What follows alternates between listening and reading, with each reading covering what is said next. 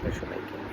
আজকে আমি এলাম এই ভিডিওটা, আমার মনে হলো কোথাও না কোথাও আমি হয়তো খুব বড় কন্টেন্ট ক্রিয়েটার নই, সোশ্যাল মিডিয়া ইনফ্লুয়েন্সার নই, বাট একটা মানুষ হিসাবে আমার কাল থেকে কয়েকটা জিনিস চোখে পড়ছে যেটা আমার মনে হয় যে সেটার প্রয়োজনীয়তা কোথাও 1%-ও নেই। সেটা হলো, কাল থেকে যতবার আমি সোশ্যাল মিডিয়া খুলেছি প্রায় বহুবার আমি দেখতে পাচ্ছি যে মেয়েটার দুটো ফটো ভাইরাল হচ্ছে। সেটা হলো তার সাথে এই যে মর্মান্তিক পরিণতি তার ঘটেছে তারপরের যে মানে ছবি দুটো, সেটা ভাইরাল হয়ে তার তলায় লেখা আছে জাস্টিস। মানে জাস্টিস কই, মেয়েটার সাথে এটা কেন হলো।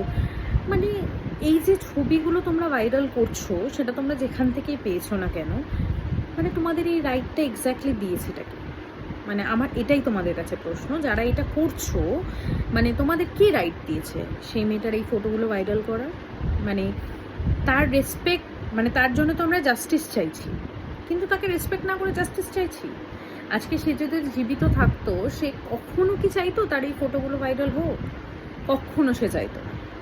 সে নিজের লড়াইটা লড়তো হয়তো, বাট এরমভাবে নয়। হয়তো কি, সে ডেফিনেটলি নিজের লড়াইটা লড়তো, বাট এরমভাবে নয়, নিজের ছবিগুলো এরমভাবে ভাইরাল করে নয়। আজকে যদি এটা অন্য কারোর XYZ, আজকে তোমার একটা ছবি উইদাউট তোমার কনসেন্ট, নর্মাল ছবি যদি কেউ ভাইরাল করে, you have a great objection towards that, যে আমার ছবি কি করে উইদাউট মাই পারমিশন কেউ ভাইরাল করছে।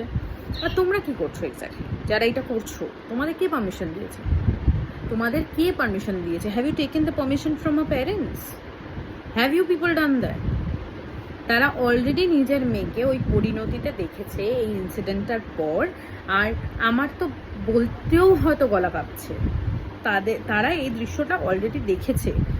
তার বাবা মা দুজনে গিয়ে তাকে এই অবস্থায় দেখেছে। তারপরেও মানে আমরা আবার ওই জিনিসটাকে তাদের মধ্যে রিপিট করাবো যে দেখুন আপনার মেয়েকে এরমভাবেই দেখ, পুরো সমাজ পৃথিবী আপনার মেয়েকে এরমভাবে দেখুন। জাস্টিসটা ঠিক এরমভাবে হয় না, তাই না? মানে কিছু মানুষ প্রোটেস্ট করছেন না জেনে যে প্রোটেস্টটা আদৌ কেন করছে।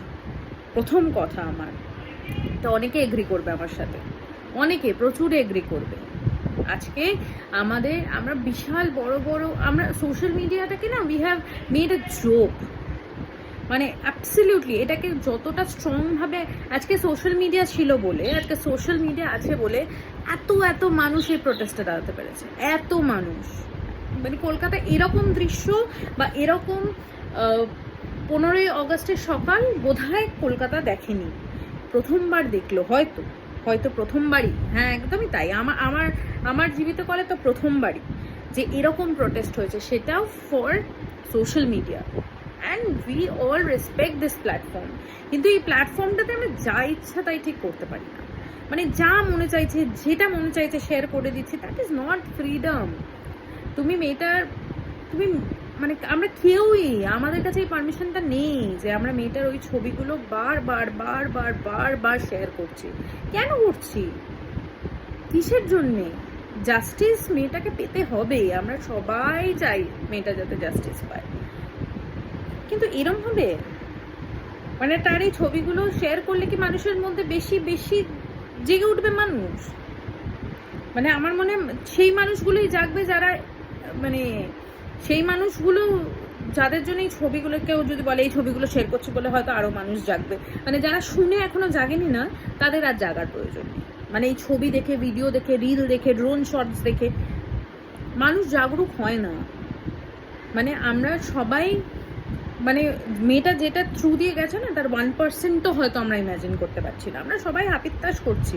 আজকে এত মানুষ রাস্তায় নেমেছে বিকজ সবাই চায়। আজকে আমি বলতে গিয়ে আমার গায়ে কাটা দিচ্ছে, আর আমরা বারবার ওই ছবিগুলো শেয়ার করছি। তার বাবা আমাকে ডেইলি ওই প্রসেসটা দিয়ে নিয়ে যাচ্ছি। মানে তারা তো কখনোই সেই দৃশ্যটা ভুলবেন না। ডেফিনেটলি এই দৃশ্যটা তো ভোলার মতো নয়। একটা বাবা মার কাছে এই দৃশ্যটা মানে চিরস্তরে তাদের মনে রয়ে যাবে। তারা কোনোদিনও চাইলেও এটাকে সরাতে পারবে না। কিন্তু আমাদেরকে এই রাইটটা কে দিয়েছে বলুন তো, যে আমরা ডেইলি সেই জিনিসটাকে শেয়ার করে মানে তাদেরকে আরও ট্রমাটাইজ করবো? কোথাও এটা একটা মানে any publicity is good publicity. হ্যাঁ, হয়তো আমরা শুনেছি, বাট এইটা ঠিক ওয়ে নয়। মানে স্টপ ডুইং দিস। যারা তোমরা শেয়ার করছো প্লিজ করো না। তোমাদের ইমোশনস আছে, তোমাদের আবেগ আছে, তোমরা বলতে পারো we are free to do whatever we like. Yes, you are. But somewhere from the core of your heart you should think, মানে হিউম্যানিটিও তো কোথাও না কোথাও একটু এক্সিস্ট করা দরকার, তাই না? সব কিছু সোশ্যাল মিডিয়ার জন্য তৈরি নয়। আজকে ওই মেয়েটার রেসপেক্টটা সোশ্যাল মিডিয়ার জন্য তৈরি নয়। মানে তোমার nobody has given you the consent, nobody. তো স্টপ ডুইং দিস।